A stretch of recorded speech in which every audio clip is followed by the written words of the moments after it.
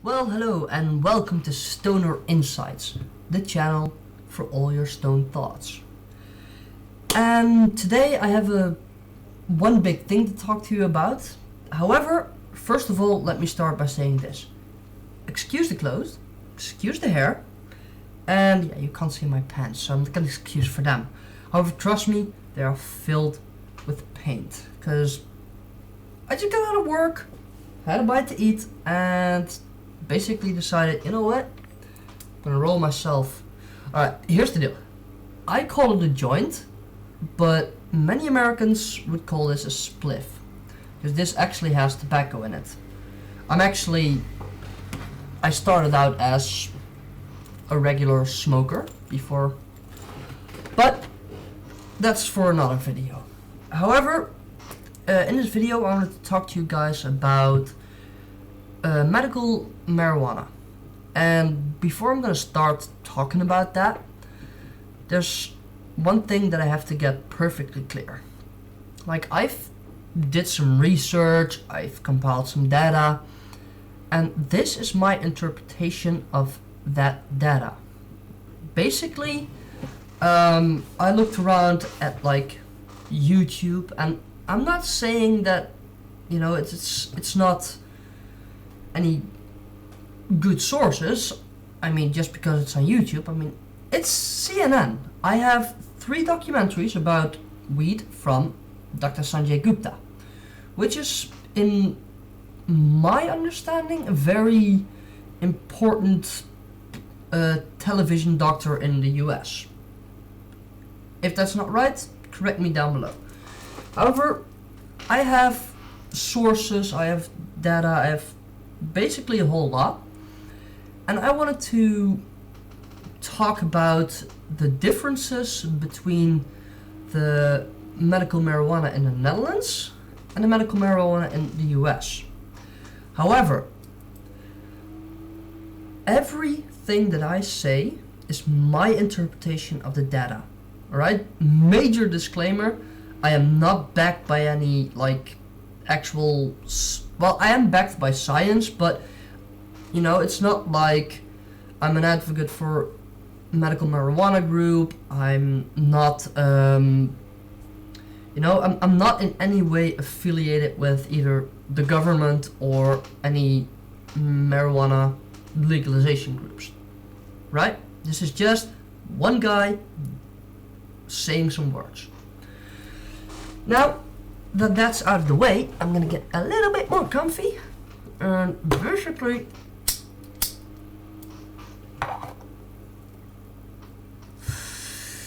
tell you a little bit about why I wanted to talk about medical marijuana.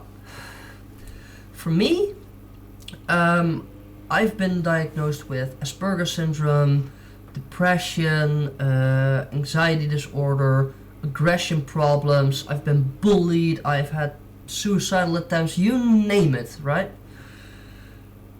I've had a pretty fucked up life.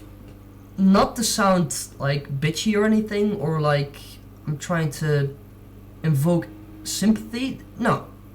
You know, I lived my life, I lived it the way I could, the best I could, and, you know, I'm still here, I'm 23 today, you know, enjoying my freedom in the Netherlands. Well, freedom, we'll get to that.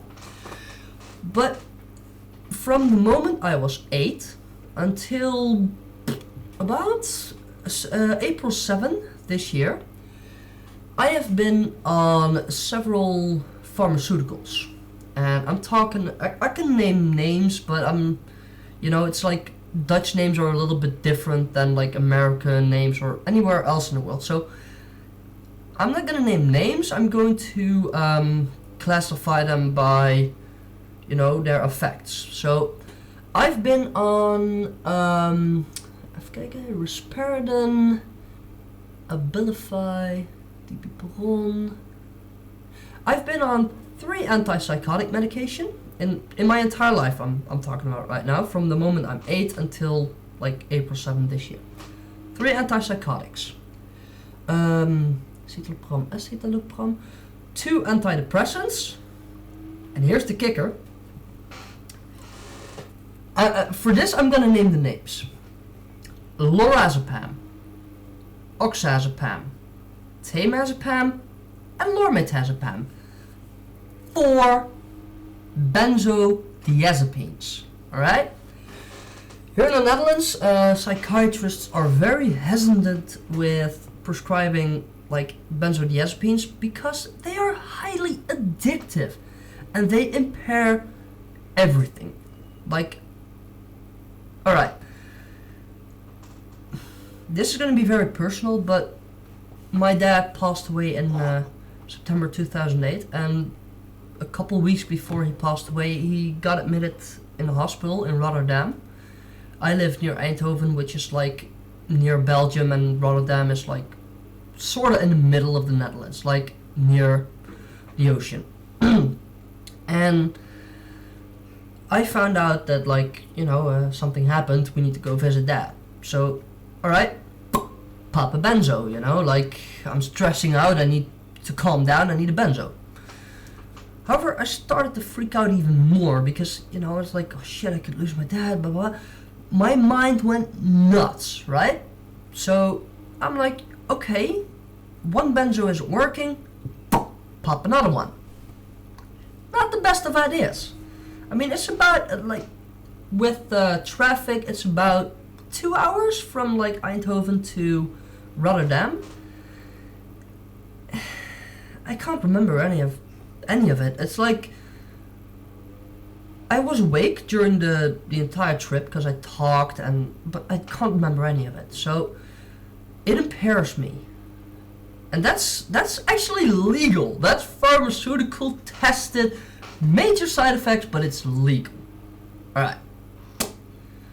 As you can imagine, 15 years of all those kind of drugs, I have no idea what it's done to my body. Like, literally, I have no clue. However, like a year and a half to like 2 years ago, I started smoking pot. Recreationally, right?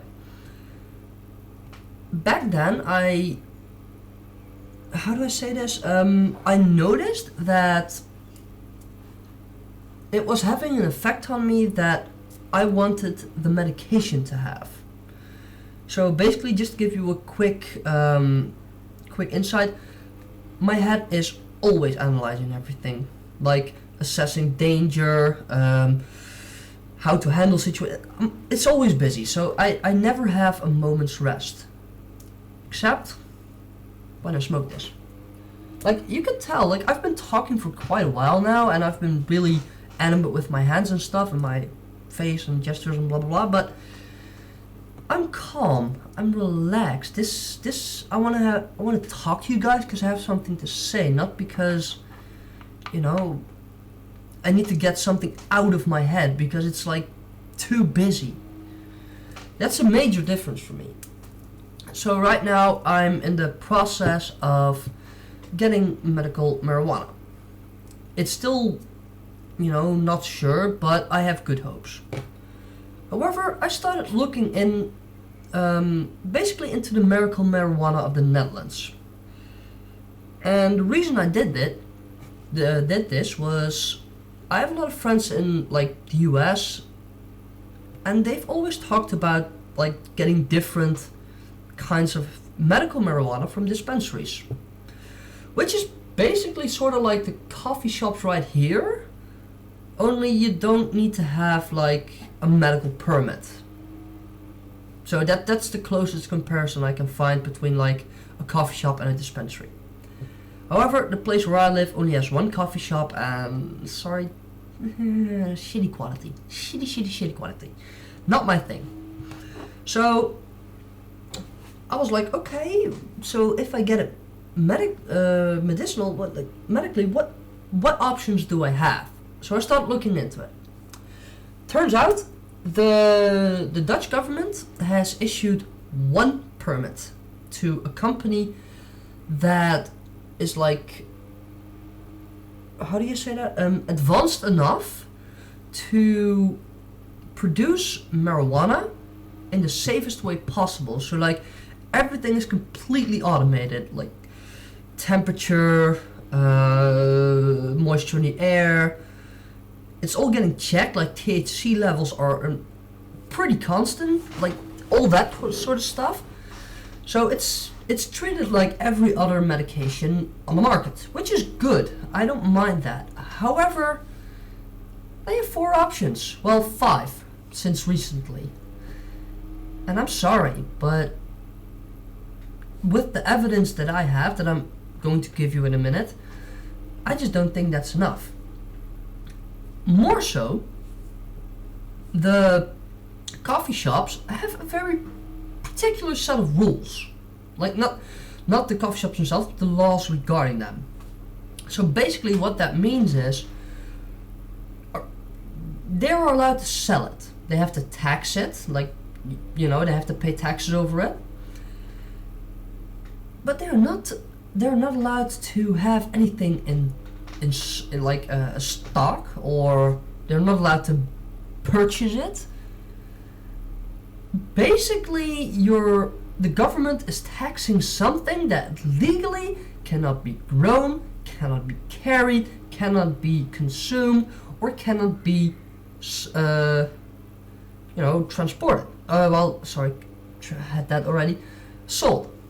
Right? So basically, coffee shops are selling a product which is in any other way illegal to have, to manufacture, or to sell. Okay. It's weird, but fair enough, I guess. Next thing. You're allowed to buy up to 5 grams a day per person. Okay, I go to one coffee shop, I get 5 gram, I go to another, I get 5 gram, I go to a third, I get 5 gram. Where's the control? Like, where is the control? There is no control.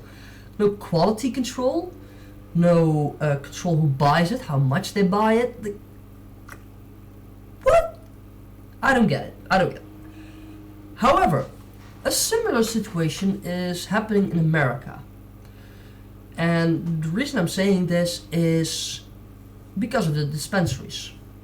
With medical marijuana being allowed in more and more states, and even recreational use being allowed in more and more states, there are people who, do not know what they're doing.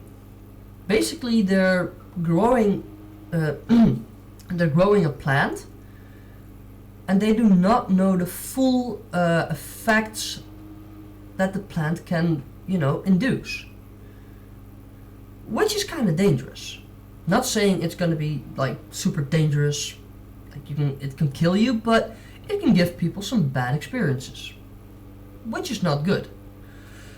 But the reason I'm looking at the dispensaries is because you need to have some sort of system to keep track of who buys what, how much, for, basic, because it's so new, you need statistics, you need, in an average person, how much marijuana do they need to treat, let's say, pain or migraines, or, it's all new, you need data. So I'm saying I'm all for registering. Also in the Netherlands. I'm all for registering in the Netherlands. However, in America, the phenomenon I'm seeing is strains of marijuana are being crossbred to enhance certain effects, which in turn help with specific diseases, or illnesses, or disorders, whatever you want to call it.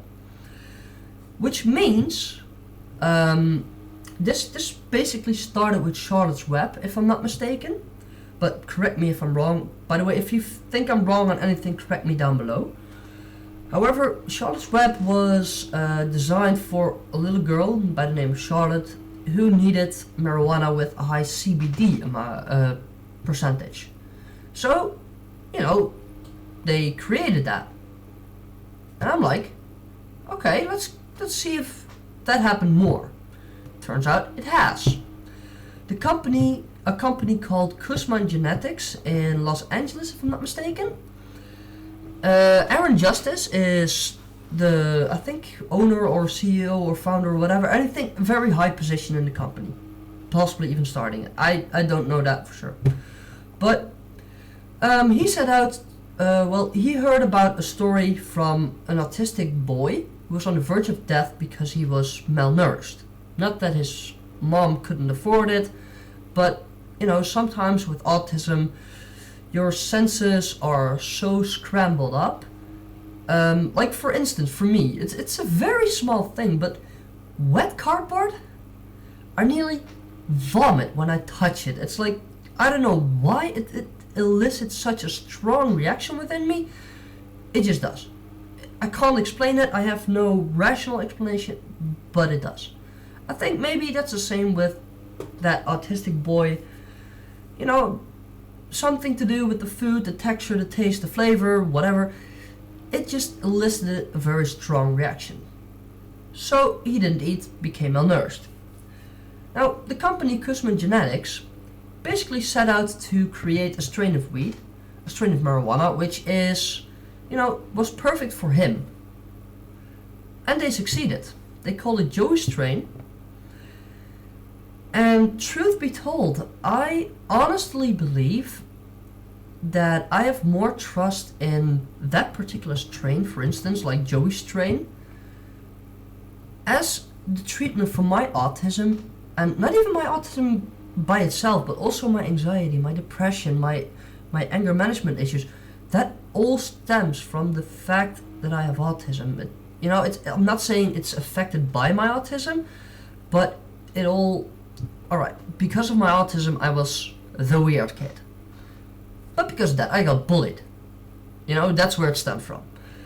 But I want to try this as a medication. I have more faith in a plant,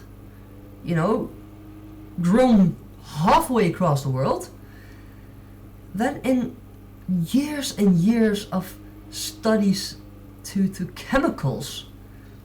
I'm sorry, but I think the medical marijuana policy in the Netherlands is crazy. It's, one company has a monopoly position. Okay, admittedly, they have to jump through a whole lot of hoops when it comes to quality and consistency. True, but give any other company, the chance to do that, and they will live up to it. They will. They see a market in it. Money is the motivator of everything. I hate it, I disagree with it, but I can't deny the fact. Money is the motivator of everything. And I think I have no answers. First of all, I have no solutions whatsoever. All I know is, for me, there's a potential treatment for the things that I struggle with my autism. And because of some rules, I can't get it.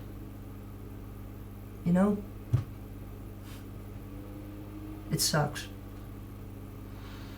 But guys, I'm sorry for a little bit rambling and ranting, and it's a very long and complicated story. So I'll get every link that I have collected on this, this grievance of mine. Let's call it a grievance. Every data that I collected, I will post down below in the description. Man, talking is difficult. But yeah, I'm going to do myself a favor because I talked a whole lot, and oh, damn, I had a bit of water. I should have known that a lot sooner. I was struggling, you guys. But anyway, every bit of information will be down below. There are going to be some Dutch links because, I need to look up what the Dutch government, their policy is on medical marijuana. So there are a couple of Dutch links. I don't know, maybe interesting to throw, in Google Translate.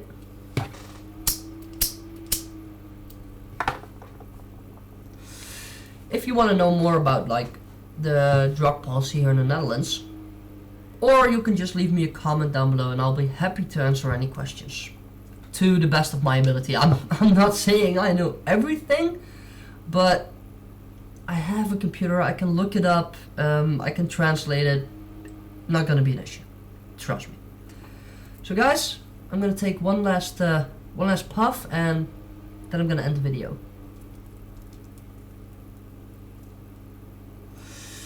Oh, and I almost forgot. I was going to explain the difference between a joint and a spliff. Basically, here in the Netherlands, this is called a joint. It has tobacco, it has like a tip and weed or marijuana. And basically, what we call a spliff is just the tip and pure, like, you know, marijuana. In the US, that is different. In the US, strictly marijuana is a joint, and the combination between marijuana and tobacco is called a spliff. I don't know why, it's a cultural difference, but I found it out and I was like, oh, that is funny, I had no idea. But yeah, nice little tidbit. But guys, after this very, very, very long video, I actually have to be somewhere in like 10 minutes. I'm gonna be late, I'm sorry. But guys, I'm gonna talk to you all later. Love you all, take care, and enjoy. Till next time.